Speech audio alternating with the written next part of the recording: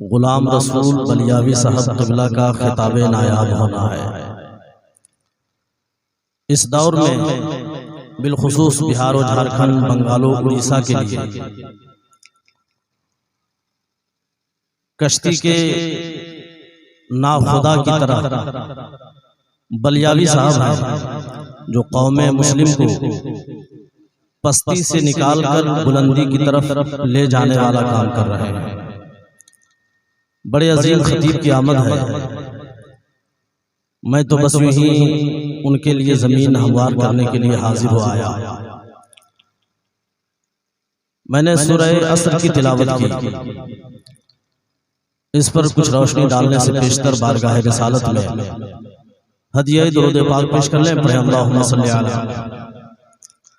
सय्यिदिना शफीना हबीबिना व मौलाना मुहम्मद मअदिनिल जुदी वल करम मुंबई वल हिल्म वल हिकम व अलैहि व बारिक वसल्लम। सूरह असर एक मुख्तसर सूरत है, लेकिन अजहर के एक अजीम आलिम गुज़रे मोहम्मद अब्दू, उन्होंने लिखा कि अगर अल्लाह ताला पूरा कुरान नाजिल न करता, सिर्फ सूरह असर ही को नाजिल कर देता, तो दुनिया वालों की हिदायत के लिए ये सूरत काफी होती। ये वो अजीम सूरत जिसके अंदर जामियत है, इतना बाकमाल सूरत है कि जब बंदे मोमिन इसमें गौर व फिक्र करता है तो पूरे कुरान का निचोड़ नजर आता है। इसीलिए सहाबाए किराम जब एक दूसरे से मिला करते थे तो जब तक इस सूरत को पढ़ते नहीं थे, एक दूसरे से अलग नहीं हुआ करते थे। वल असर, कसम है ज़माने की। मुफस्सिरीन ने अलग अलग तफसीरें की है। किसी ने ज़माना रिसालत मुराद लिया, किसी ने वक्त असर मुराद लिया। शेखुत तफसीर अजहर के अल्लामा शारावी रहमतुल्लाह तआला अलैह, जिनकी किताब तफसीरुश शारावी है, उसमें उन्होंने लिखा कि ज़माने से कैद न किया जाए, बल्कि हजरत आदम अलैहिस्सलाम से लेकर क़यामत तक का ज़माना मुराद लिया जाए। रब ताला जो इस ज़माने की कसम खा रहा है, वो आदम अलैहिस्सलाम से लेकर क़यामत तक के ज़माने की कसम खाकर इरशाद फरमाता है, इन्नल इंसान लफी खुस्र, बेशक इंसान जरूर घाटे में है, बेशक इंसान जरूर नुकसान में है, बेशक इंसान जरूर खसारे में है। आप कहेंगे हजरत इंसान घाटे में कहाँ, इंसान नुकसान में कहाँ? आज देखिए इतनी तरक्की हो गई है, इंसान चांद पर कमंदे डाल रहा है, सूरज को तस्खीर करने की कोशिशें कर रहा है, चांद तक आदमी पहुंच चुका है, खाने पीने की चीजें बदल गई। हाँ, ये कुरान उस वक्त नाजिल हुआ 14 सदियां पहले, जब इस तरह जमाने ने तरक्की नहीं किया था, जब इस तरह के आलात मौजूद नहीं थे, न पोशाक अच्छा इंसान पहनता था, न लजीज खाने उन्हें खाने को मिलते थे। लेकिन आज का दौर वो दौर है कि एक आम आदमी भी पहले दौर के बादशाह जो खाना खाया करते थे, आज आम इंसान उस तरह का खाना खा रहा है, उस तरह का लिबास पहन रहा है। तो इंसान नुकसान में कहाँ है, इंसान घाटे में कहाँ है? ये हमारा और आपका नजरिया है तरक्की को जांचने का, लेकिन कुरान का नजरिया हमारे नजरिए से मुख्तलिफ है। हमने दौलत देखी तो समझा कि इंसान तरक्की कर गया है, किसी के पास सरमाया देखा तो हमने समझा ये तरक्की किया हुआ इंसान है, किसी के पास सोने चांदी का जखीरा देखा तो हमने समझा ये इंसान तरक्की कर गया है, कि किसी को हुकूमत की कुर्सी मिल गई, हमने समझा ये इंसान बहुत उरूज पा गया है, कमाल पा गया है, कोई मंत्री बन गया, चीफ मिनिस्टर बन गया, हमने समझा ये इंसान कामयाब है, कोई प्राइम मिनिस्टर बन गया, हमने समझा ये इंसान कामयाब है। कुरान के नजर में न चीफ मिनिस्टर कामयाब है, न प्राइम मिनिस्टर कामयाब है, हुकूमत वाला कामयाब नहीं है, दौलत और सरवत वाला कामयाब नहीं है। कुरान ऐलान करता है बेशक इंसान जरूर घाटे में है, मगर जिसने ईमान लाया, अमल सालेह किया, हक की वसीयत की, सब्र की वसीयत की, वही इंसान कामयाब है। अगरचे वो भिखारी हो, अगरचे वो फकीर हो, अगरचे वो मंगता हो, अगरचे वो रिक्शा चलाने वाला हो, तो दौलत और सरवत की वजह से कामयाबी नहीं, कामयाबी मुस्तफा जाने रहमत की निस्बत से है। जो मुस्तफा जाने रहमत का गुलाम बन गया, हकीकत में वही कामयाब हो गया। और जिसका रिश्ता मुस्तफा जाने रहमत से है, हकीकत में वो इंसान कामयाब नहीं है, अगरचे वो करोड़पति बना हुआ है, हुकूमत की कुर्सी पर बैठा हुआ है, वो हरगिज़ कामयाब नहीं। कामयाबी का दारो मदार मुस्तफा जाने रहमत की गुलामी से है। जो मुस्तफा जाने रहमत का गुलाम है हकीकत में वही कामयाब है। बहुत अच्छे। नारे तकबीर, नारे रिसालत, फैजाने सुन्नत कॉन्फ्रेंस। वल अस्र इन्नल इंसान लफी खुस्र, बेशक इंसान घाटे में, मगर जिसने ईमान लाया, अमल सालेह किया, हक की वसीयत की, सब्र की वसीयत की, वो इंसान घाटे में नहीं है। बाकी जितने भी इंसान हैं हजरत आदम अलैहिस्सलाम के दौर से क़यामत तक अगर उसका रिश्ता नबी से जुड़ा हुआ नहीं है, ईमान वाला वो नहीं है, तो इंसान जरूर घाटे में है, खसारे में है। तो हम और आप खुशबख्त हैं कि अल्लाह ताला ने हमारे हाथों में दामन मुस्तफा दिया है। हम आका करीम की सुन्नत पर चलने वाले हैं और ये जलसा भी मंसूब है उसी सुन्नत की जानिब। अकीक़े मसनूना भी है हमारे यहाँ, कुछ सुन्नतें जिस पर अमल जारी है। मसलन बच्चा पैदा होता है, गुस्ल के बाद दाएं कान में अजान, बाएं कान में तकबीर होती है। लेकिन एक सुन्नत जिसे तहनीक कहा जाता है, वो सुन्नत मुर्दा हो चुकी है, उसको जिंदा करने की जरूरत है। उसमें अल्लाह ने बड़ी बरकतें रखी हैं। तहनीक क्या है? बच्चे की विलादत होती है, अजान और तकबीर कहने के बाद किसी बुजुर्ग आदमी से मीठी चीज वो अपने मुंह में ले और निकाल कर बच्चे के मुंह में डाले। इसकी इतनी तासीर है जिसकी शहादत खुद तारीख में मौजूद है। हजरत अब्दुल्ला इब्ने ज़ुबैर पहले मुहाजिर बच्चा है।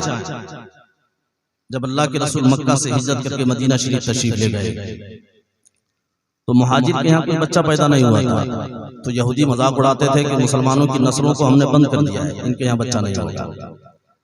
जब हजरत अब्दुल्ला इब्ने ज़ुबैर पैदा हुए, आका करीम सल्लल्लाहु अलैहि वसल्लम ने तहनीक फरमाई। एक ऐसा वक्त आया है मक्का की सरजमीन में कि हजरत अब्दुल्ला इब्ने ज़ुबैर को तख्ते-ए-दार पर लटकाया। कोई उनके लाश के करीब नहीं जा रहा था। 3 दिन का अरसा गुजरा और उनका शिकम चाक हो जाता है, फट जाता है।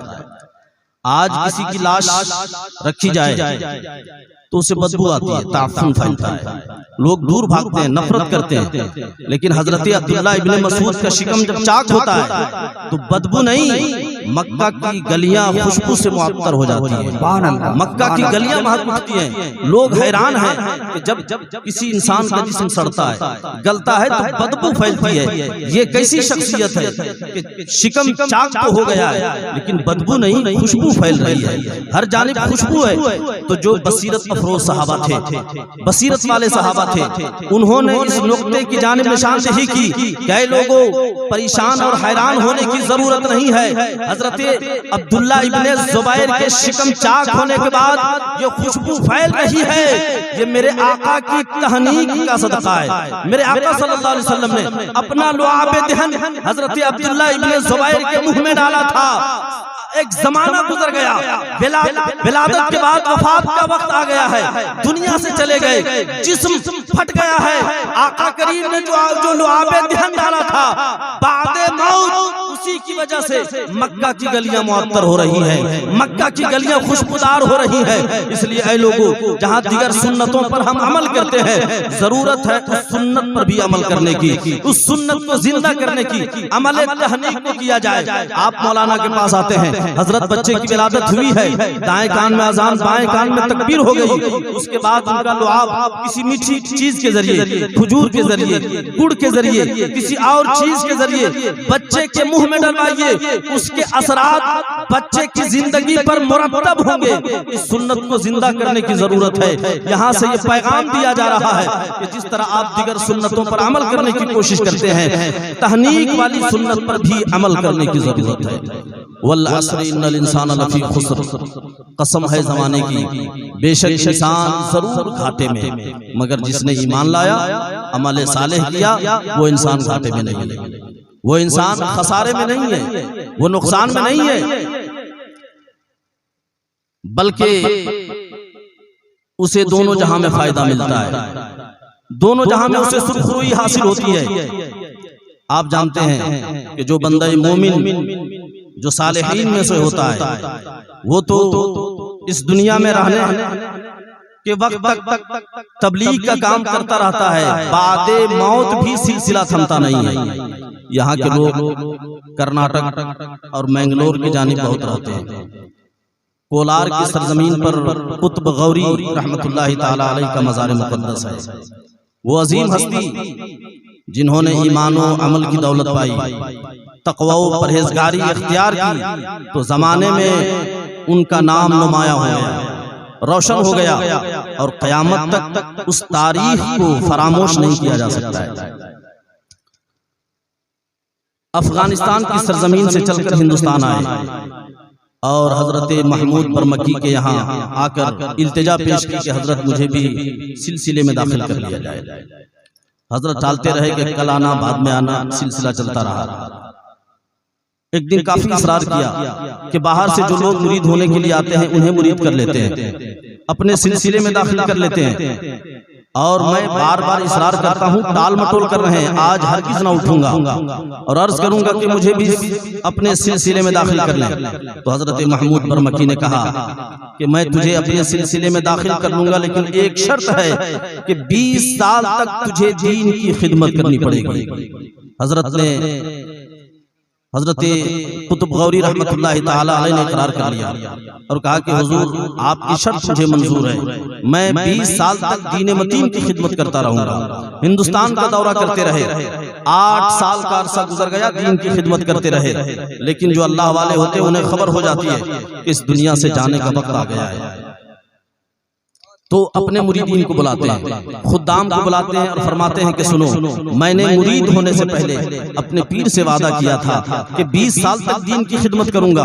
अभी 8 साल हुए हैं, 12 साल का जमाना बाकी है, मौत की घड़ी आने वाली है। सुनो, जब मैं इंतकाल कर जाऊं तो मुझे गुस्ल देना, कफन भी दे देना और मेरी नमाज जनाजा भी पढ़ लेना, लेकिन मुझे दफन नहीं करना, बल्कि मेरे जनाजे को लेकर घूमते रहना, फिरते रहना, हिंदुस्तान का दौरा करता रहना, और जिस जगह मेरा जनाजा जमीन से ना उठे समझ लेना मेरा वही आखिरी मस्कन है, वही मेरा ठिकाना होगा। हजरत कुतुब गौरी रहमतुल्लाहि ताला अलैह वसीयत करने के बाद इंतकाल कर जाते हैं। उनके खुलफा हैं, उनके मुरीदीन हैं, हजरत को गुस्ल देते हैं, जनाजा पढ़ते हैं और कांधे पर जनाजा लेकर के गली गली शहर शहर घूमना शुरू कर देते हैं। हजरत कुतुब गौरी रहमतुल्लाहि ताला अलैह ने अपने पीर से वादा किया था कि हुजूर 20 साल तक खिदमत करता रहूंगा, 8 साल तक जिंदा रहे, खिदमत करते रहे, मौत के बाद भी सिलसिला थमा नहीं। जिस शहर से गुजरता शहर खुशबू से महकता, लोग पूछते किसका जनाजा है, कहाँ लिए फिर रहे हैं, जवाब मिलता कि हजरत ने वसीयत की है। साल भर का अरसा गुजर गया, 2 साल का अरसा गुजर गया है, मगर जिस्म सलामत है, सड़ा नहीं है, जिस्म सलामत है, गला नहीं है, बदबू नहीं, खुशबू फैल रही है। जिस शहर से गुजरता लोग जौक दर जौक इस्लाम में दाखिल होते चले जाते। अपने पीर से जो वादा किया था कि 20 साल तक खिदमत करूंगा, जब तक जिंदा रहे खिदमत करते रहे, मरने के बाद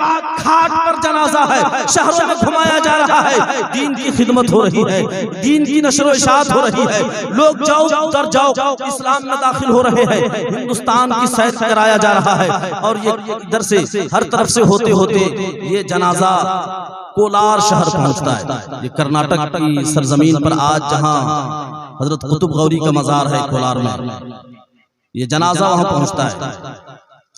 बगल में मंदिर है, चबूतरा बना हुआ था, जनाजा चबूतरा पर रखते हैं, 70 अफराद की तादाद है, लोग वुजू करते हैं, जोहर की नमाज पढ़ते हैं। मंदिर का पुजारी आता है, कहता है ये जनाजा किसका है, उठा लो और यहाँ से ले जाओ। तो हजरत के मुरीदीन कहते हैं कि नमाज असर पढ़ लेता हूँ, शाम को जनाजा उठा के ले जाऊंगा। असर की नमाज पढ़ी, वो पुजारी फिर आया, पूछा कि तुमने तो कहा था कि जनाजा उठा करके ले जाऊंगा, लेकिन जनाजा उठाया क्यों नहीं? तो जो उनके मुरीदीन थे, उनके खुद्दाम थे, उन्होंने कहा कि हम लोगों ने बहुत कोशिशें की, बहुत जोर लगाया, मगर जनाजा उठ नहीं रहा है। पुजारी कहता है ठीक है, हम कुछ लोगों को बुलाते हैं, और कुछ लोग बुलाए गए, जोर लगाया, मगर जनाजा हिला तक नहीं। पंडित कहता है, वो पुजारी कहता है कि सुनो, शाम को यहाँ कोलार की रानी आने वाली है इस मंदिर में पूजा करने के लिए, अगर तुम लोगों ने जनाजे को नहीं हटाया तो तुम लोगों का अंजाम बहुत बुरा होने वाला है। वो फौज के साथ आती है और ठीक शाम को जहां पर हजरत कुतुब गौरी का जनाजा रखा हुआ था, महारानी आती है, लश्कर के साथ आती है, फौज के साथ आती है, देखती ही आग बगोला होती है कि जनाजा किसका रखा हुआ है और ये मौलवी लोग यहाँ क्या कर रहे हैं, टोपी वाले यहाँ क्या कर रहे हैं। तो पुजारी पूरी तफसील बताता है कि बाबा का जनाजा ये लोग लेकर के 12 साल से चल रहे हैं, 12 साल का जमाना हो गया है और बाबा का जनाजा यहाँ रखा गया तो उठ नहीं रहा है। रानी हुक्म देती है कि हाथी को लाया जाए। मजबूत ताकतवर हाथी लाए गए, पैरों में जंजीर बांधी गई और कुतुब गौरी जिस चारपाई पर जिस खाट पर लेटे थे उस खाट से जंजीर को लगाया और हाथियों को आगे बढ़ाया। हाथी आगे बढ़े, जंजीर तो टूटकर बिखर गई, लेकिन हजरत कुतुब गौरी का जनाजा ना हिला। जूं का तू वो जनाजा पड़ा रहा। वो रानी देखती है, कहती है लगता ऐसा है कि बाबा को ये जगह पसंद आ गई है, हम अपने भगवान को यहाँ से लेकर के चले जाते हैं और ये पूरी जमीन हम बाबा के लिए दे देते हैं। आज भी कुतुब गौरी का वो कब्र, कुतुब गौरी का जहां पर आज मज़ार मुक़द्दस है, लोगों के लिए मरजाए खलाइक है, सारे लोग वहां पर ले जाते हैं और हजरत कुतुब गौरी रहमतुल्लाहि ताला अलैहि की बारगाह से फैज़ हासिल करते हैं। तो हजरत कुतुब गौरी रहमतुल्लाहि ताला अलैहि का मज़ार मुक़द्दस कोलार की सरजमीन पर मौजूद है। दुनिया ज़ियारत करती है, यहाँ के लोग उधर रहते हैं, कर्नाटक की सरजमीन पर, मैंगलोर की सरजमीन पर। मैं कहता हूँ अजीम अल्लाह वाले की बारगाह में, हजरत कुतुब गौरी की बारगाह में भी हाजिरी दें और जा करके दुआ करें। अल्लाह ताला की बारगाह में वहां से जब जाकर दुआ करेंगे दुआ जरूर कबूल होगी, क्योंकि अजीम अल्लाह वाले की बारगाह है जिसने मरने के बाद भी 12 साल तक दीन की खिदमत की है, दीन की नशर व इशाअत की है। वो रानी भी दीन में दाखिल होती है, उनके खुद्दाम और उनका लश्कर जो होता है वो भी दीन में दाखिल हो जाता है। यकीनन ये दीन इस्लाम लाजवाब दीन है। वल अस्र इन्नल इंसान लफी खुस्र, कसम है ज़माने की, बेशक इंसान जरूर घाटे में है, मगर जिसने ईमान लाया और अमल सालेह किया, हक की वसीयत की, सब्र की वसीयत की, वो इंसान घाटे में नहीं है, वो इंसान नुकसान में नहीं है। मेरे उस्ताद मोहतरम हजरत मौलाना मंजूर अहमद मिसबाही साहब क्या कहने हैं, माशाअल्लाह। हजरत ने इशारा किया कि खवातीन के ताल्लुक से, पर्दे के ताल्लुक से भी कुछ बातें हो जाए। आज हमारा मुआशरा काफी बिगड़ चुका है। वजह यह है कि दीन से दूरी है। पहले कुंवारी बच्चियां भागती थी, आज भी भाग रही हैं, साथ में अब बच्चे वाली औरतें भी भाग रही हैं। 4-4 बच्चों की माँ है, 5-5 बच्चों की माँ है, वो भाग रही। हमारा मुआशरा कहाँ जा रहा है? इसीलिए इस्लाम ने पर्दे को लाजिम करार दिया, फर्ज करार दिया। अगर खवातीन पर्दे में रहेंगी तो शैतानों की शर से महफूज रहेंगी, खवातीन पर्दे में रहेंगी तो इन जिन्नात और खबीसों से महफूज रहेंगी। और जहां खवातीन बेपर्दा होती हैं, मर्द और औरत का इख्तिलात होता है और समझती हैं कि देवर से पर्दा नहीं, उसकी खबासत तो कब की जाहिर हो चुकी है। देवर अपनी भाभी को लेकर भाग गया, वो निकाह कर ले रहा। तो अगर पर्दे में खवातीन रहे, पर्दे में औरतें रहे, तो यकीनन ये मुआशरे में जो फसाद बरपा है, मुआशरा तबाही की जानिब गामजन है। मुआशरे की तबाही पर काबू पाया जा सकता है। शर्त है कि हम खवातीन को पर्दे में रखें, उसे उसूल और ज़ाब्ते बताएं, कुरानी तालीमात से आगाह करें कि तुम्हारे लिए पर्दा जरूरी है। तुम्हें कैद नहीं किया जा रहा है, तुझे मजबूर नहीं किया जा रहा है, बल्कि पर्दे के जरिए तुम्हारी इज्जत की हिफाजत की जा रही है, तुम्हारे वक़ार की हिफाजत की जा रही है। इसलिए किसी आलिम से किसी ने सवाल किया था कि आप लोग औरतों को कैद में रखते हैं, किसी से हाथ मिलाने नहीं देते, किसी से मुसाफा नहीं करने देते, यूं मिलने जुलने नहीं देते, आखिर वजह क्या है? तो उन्होंने कहा कि मलका बरतानिया, उससे कोई आदमी मुसाफा कर सकता है? कि नहीं, वो मलका है, उसका मकाम बहुत ऊंचा है, कोई मुसाफा नहीं कर सकता, उससे बात नहीं कर सकता। तो उस आलिम ने जवाब दिया कि अरे तुम्हारे लिए सिर्फ वो मलका है, लेकिन इस्लाम वो दीन है कि उसकी नजर में हर औरत मलका है, हर औरत बादशाह की रानी की सूरत में है, इसीलिए किसी को गैर महरम को इजाजत नहीं है कि औरत से मुसाफा करे, गैर महरम को इजाजत नहीं है कि उसके करीब जाए, इसीलिए कि तुम्हारे लिए मलका से मुलाकात करना, मुसाफा करना तुम्हारे इख्तियार में नहीं है। दीन इस्लाम ने हर औरत को मलका बना दिया है। दीन इस्लाम ने कितना मकाम अता फरमाया है, कैसा रुतबा अता फरमाया है। इसी दीन की तो आता है कि अल्लाह के रसूल ने इरशाद फरमाया कि माँ के कदमों के नीचे जन्नत है। और हमारे माशरे में देखा जाए तो इस हदीस के सिवा औरतों को और कुछ याद नहीं रहता है। सिर्फ ये हदीस याद रखती है कि औरतों के माँ के कदमों के नीचे जन्नत है, माँ के कदमों के नीचे जन्नत है। एक वक्त की नमाज नहीं पढ़ रही है, जेवर रखी हुई है, ज़कात नहीं दे रही है, उम्रा कर सकती है, हज कर सकती है, कुछ नहीं कर रही, और सिर्फ एक चीज रखती है कि माँ के कदमों के नीचे जन्नत है। मेरे आका का जो फरमान है वो तो बरहक है, लेकिन कदमों के नीचे जन्नत है। खुद अपना भी ठिकाना देखो कि आपका ठिकाना क्या होने वाला है, जन्नत जाएगी या जहन्नम जाएंगी। बच्चे के लिए माँ बाप जन्नत भी है, जहन्नम भी है, उसकी वजह से बच्चा जन्नत भी जा सकता है, जहन्नम में भी जा सकता है। लेकिन औरतें इस खुशफहमी में है कि अल्लाह के रसूल ने फरमा दिया है मेरे कदम के नीचे जन्नत है, तो इस गुमान में ना रहें कि जहन्नम में नहीं जा सकती। अगर नमाज नहीं पढ़ेगी, पर्दा नहीं करेंगी, इस्लामी तालीमात पर अमल नहीं करेंगी, तो कुरान ने ऐलान कर दिया कि तमाम इंसान खसारे में, तमाम इंसान घाटे में, इल्लल्लज़ीना आमनू व अमिलुस सालिहात, मगर जिन्होंने ईमान लाया और नेक अमल किया वो खसारे में नहीं है। हमारी खवातीन में बात ऐसी भी मिलेंगी जो जिंदगी भर कभी नमाज नहीं पढ़ती, कभी सजदा नहीं किया, एक सजदा तक नहीं किया, लेकिन इतना फूली हुई रहती है कि हमारे कदमों के नीचे जन्नत है। अरे नादान, तेरा ठिकाना तो जहन्नम हो जाएगा, तुझे जहन्नम की आग में जलना पड़ेगा। इसलिए कुरान तो ऐलान कर रहा है वल अस्र इन्नल इंसान लफी खुस्र, बेशक इंसान जरूर घाटे में है, मगर जिन्होंने ईमान लाया और अमले सालेह किया। अगर ईमान के साथ अमले सालेह की दौलत नहीं है तो जहन्नम में जाना पड़ेगा, जहन्नम का ईंधन बनना पड़ेगा। इसलिए खुशनसीब है अल्लाह ने ईमान की दौलत से नवाजा है, तो अमले सालेह को अपनाया जाए, तकवा और परहेजगारी को अपनाया जाए, और इबादत का मकसद ही तो यही है। रब ताला फरमाता या अय्युहन नासु उबुदू रब्बकुम अल्लज़ी खलक़कुम वल्लज़ीना मिन क़ब्लिकुम लअल्लकुम तत्तक़ून।